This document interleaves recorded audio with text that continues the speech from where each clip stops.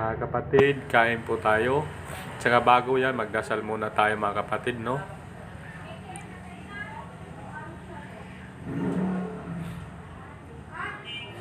Ganyan talaga yung buhay ng mga kapatid. Hirap talaga ang buhay natin. Kahit saan tayo sa palaran, ganoon pa rin eh. Kailangan, laban lang sa buhay. Kahit anong mangyari, kayang-kaya natin yan.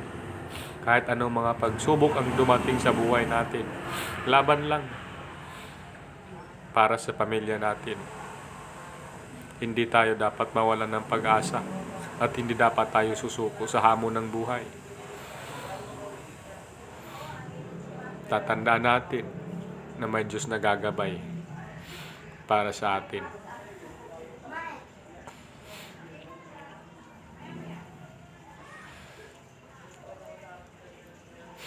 Tsaka ito na video po mga kapatid, galing po ako dito sa nagtitinda ng pandesal.